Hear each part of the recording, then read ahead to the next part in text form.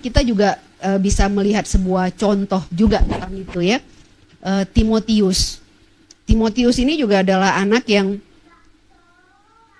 mempelajari firman Tuhan, mengenal Tuhan dari ajaran ibu dan neneknya. Coba kita lihat sebentar ya di 2 Timotius 1 ayat yang kelima.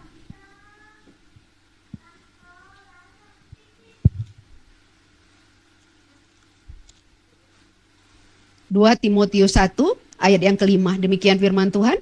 Sebab aku teringat akan imanmu yang tulus ikhlas, yaitu iman yang pertama-tama hidup di dalam nenekmu Lois dan di dalam ibumu Eunike, yang aku yakin juga hidup di dalam dirimu. Nah, Bapak Ibu, jadi Paulus mengatakan bahwa Timotius itu mempelajari firman Tuhan, mengenal Tuhan itu dari apa yang diajarkan oleh ibunya dan neneknya ya. Memang kalau kita baca di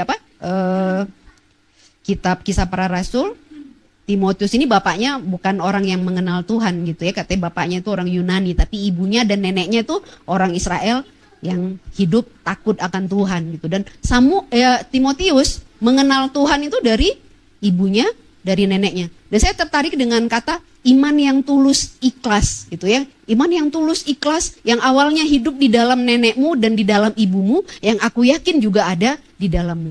Jadi neneknya dan ibunya itu beriman, bukan iman yang munafik gitu ya, bukan iman yang hanya diucapkan dengan kata-kata, tapi iman yang tulus ikhlas, iman yang sungguh-sungguh dihidupi, iman yang sungguh-sungguh dikerjakan dalam kehidupannya. Dan Timotius itu hidup dengan teladan yang seperti itu gitu kan. Dia melihat ibunya, dia melihat neneknya itu mengerjakan apa yang dia perkatakan gitu. Dan itulah yang kemudian dia alami sendiri juga di dalam hidupnya gitu. Sehingga kata Paulus, dia yakin bahwa Timotius juga punya iman yang sama seperti iman yang ada di dalam diri ibunya, iman yang ada di dalam diri neneknya ya.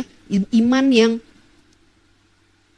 sungguh-sungguh tulus, sungguh-sungguh ikhlas gitu. Nah, sebagai ibu ya, hari ini fokusnya kepada ibu ya, bapak-bapak boleh dengar aja gitu. Jadi nanti jadi catatan gitu ya, kalau ibunya menyimpang tinggal diingatkan. Oh, kemarin kata firman Tuhan seperti ini gitu kan. Nah, jadi sebagai ibu, kita ini punya tanggung jawab ya, punya panggilan untuk kita itu memberikan teladan kepada anak-anak kita gitu. Kenapa seperti itu? Karena tadi kita katakan ibu itu menghabiskan waktu lebih banyak bersama anak-anak gitu ya. Ibu itu punya kesempatan lebih banyak untuk membentuk anak-anak itu mau jadi seperti apa nanti besarnya.